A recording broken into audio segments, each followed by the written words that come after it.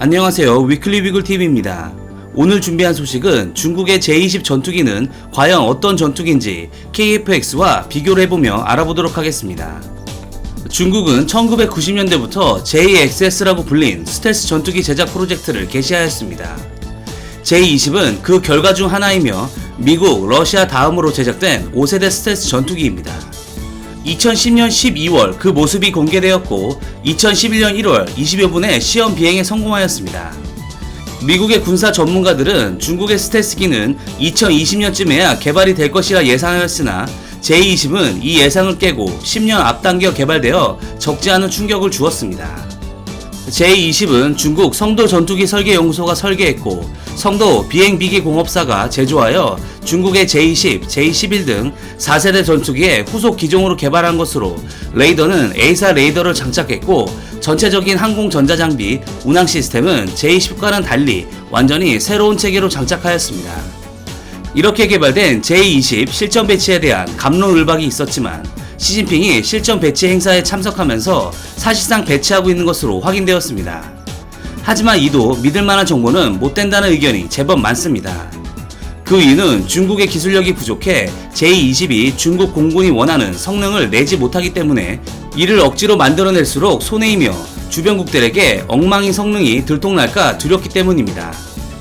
중국 측의 발표에 따르면 세계 최강의 전투기 F-22와도 맞먹는다는 평가를 내놓고 있지만 실상은 5세대라고 부르기 민망한 것으로 판단됩니다. 심지어 우리나라가 개발 중인 4.5세대 전투기 KF-X와 비교해도 성능이 많이 부족한 것으로 보이는데요. 그 이유에 대해 알아보도록 하겠습니다. 첫 번째로 엔진 문제입니다. J20의 엔진은 러시아의 AL-32 엔진을 사용합니다. 중국은 자국의 기술력으로 J20의 거대한 동체에도 불구하고 슈퍼크루징을 할 수 있는 엔진을 만들 수 있다고 하였지만 결국은 전부 테스트에서 실패하였으며 결국 방법이 없어 러시아의 최신 엔진도 아닌 AL-31 엔진을 사용하는 것입니다. 여기서 AL-30의 엔진이 무엇이냐? 바로 80년대 초반에 배치된 수호-27이 사용하는 엔진입니다. 현재 러시아는 5세대 전투기용 AL-41 F1 엔진이 존재하며 러시아의 최신의 스텔스 전투기 수호이-57에 탑재된 엔진입니다. 이 최신 엔진을 놔두고 중국은 오래된 구형 러시아 엔진을 가져다가 자국의 최신의 전투기에 탑재하는 것입니다. AL-31의 엔진 출력은 75.22kN인데 반해 AL-41 F1은 93.1kN의 성능을 냅니다. 또한 AL-41 F1을 장착한 수호이-57은 고출력 엔진 덕분에 슈퍼크루즈가 가능하지만 AL-31 엔진을 장착한 J20은 슈퍼크루즈가 불가능합니다. 과연 5세대 전투기라 부를만한 건지 의문입니다. 이러한 것에는 이유가 있습니다. 중국은 러시아의 수호이-27과 수호이-30을 카피하고 엔진도 역설계하여 러시아를 굉장히 화나게 한 전력이 있습니다. 하지만 아무리 역설계를 한다고 한들 전투기 엔진은 그렇게 단순한 기계가 아니기 때문에 제 성능을 내지 못하였습니다. 호기롭게 역설계를 하였지만 결국 구형 엔진도 제대로 카피하지 못하고 러시아에게 미운 털만 박힌 꼴이 되었습니다. 이에 러시아는 최신 엔진은 절대 제공하지 않으며 수호이-30의 경우 역설계 금지 조항과 엔진 내부에 봉인지를 붙여 마음대로 분해할 수 없게 하였습니다. 이러한 사정에 또다시 중국의 뒤통수를 맞을 러시아가 아니기 때문에 절대로 최신 엔진을 내어주지 않는 것입니다. 하지만 더 중요한 사실은 미국과 서방 세계에 비해 러시아의 전투기 엔진 기술이 많이 뒤처져 있다는 것입니다. 과거 미국이와 수호이로 명성을 떨쳤던 러시아도 결국 미국과 서방 세계의 엔진 제작 기술에 뒤처진 것입니다. 이렇게 뒤처진 러시아제 엔진을 카피하거나 구형을 가져다 쓰기 때문에 엔진 출력과 크기의 문제에서 부족함이 드러나게 된 것입니다. 이러한 이유로 기체도 워낙 크고 무겁기 때문에 실제 전장에서 기동력은 의심이 간다고 할 수 있습니다. 즉 큰 기체는 폭장력을 늘리기 위한 것이 절대 아니며 원하는 출력을 얻기 위해 어쩔 수 없이 큰 구형 엔진을 가져다 쓰기 때문에 기체가 클 수밖에 없는 것입니다. 이로 인해 재원상 KF-X보다 출력은 더 강하지만 이는 엔진의 재원이고 수호-27만큼 크고 무거운 기체의 AL-31 엔진은 매우 버거워 보입니다. 훨씬 가벼운 KF-X가 실제 공중에서는 훨씬 날렵한 모습을 보일 것입니다. 두 번째로 레이더 문제입니다. 중국은 과거 이스라엘과 협업하여 A사 기술을 확보하고는 있지만 상당히 과거 버전의 이야기로 천안문 사태 이후 서방 세계에 중국에 대한 무기 금수 조치가 내려진 이후 스스로 독자 개발을 할 수밖에 없었습니다. 이렇게 독자 개발한 중국의 A사 레이더의 성능에 문제가 있는 것입니다. 이는 중국판 최신의 이지스함이라고 칭하는 쿤밍크 구층함의 A사 레이더의 성능이 고정 표적을 30%밖에 잡아내지 못하는, 다시 말해 A사 레이더라 부르기도 민망한 성능을 보여주고 있습니다. 이러한 기술력을 보았을 때 J20에 들어간 A사 레이더의 성능은 불을 보듯 뻔합니다. 레이더는 특정 주파수를 가진 신호를 발사하는 장치이므로 일정한 주파수를 가진 전파가 발사되면 해당 전파의 발사원을 역추적하여 레이더의 위치를 알아낼 수 있습니다.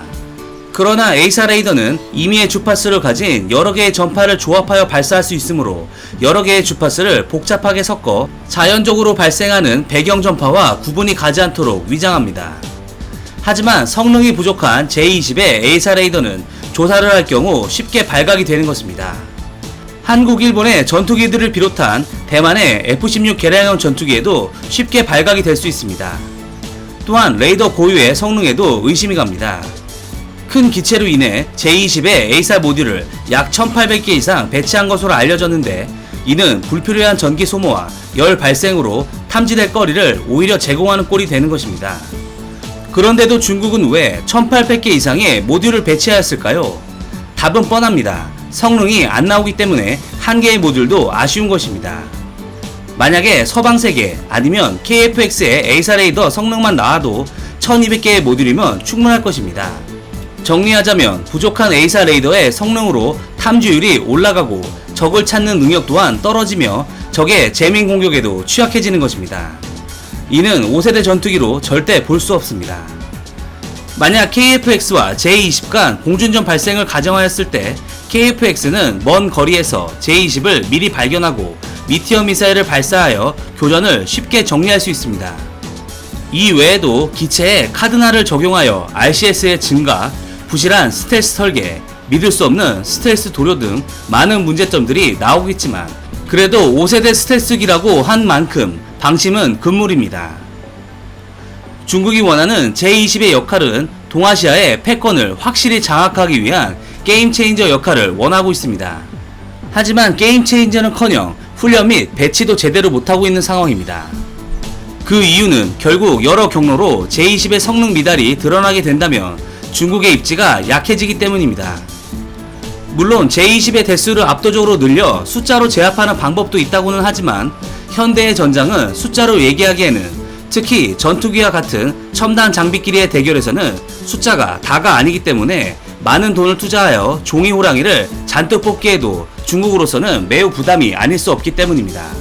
당장 동북아에서 한국과 일본의 F-35에 상대가 안 된다는 것을 중국도 충분히 인지하고 있을 것이며, 한국과 일본의 이지스함과 대공망에 전부 걸리는 것도 다 알고 있을 것입니다. 그래도 J20은 5세대 스텔스기를 표방한 전투기로 4.5세대급의 성능은 반드시 나온다고 봅니다. 이에 J20을 너무 얕잡아 봐서는 안되며 항상 긴장을 늦춰서는 안 될 것입니다. 이상 위클리 비굴이었습니다. 시청해주셔서 감사합니다.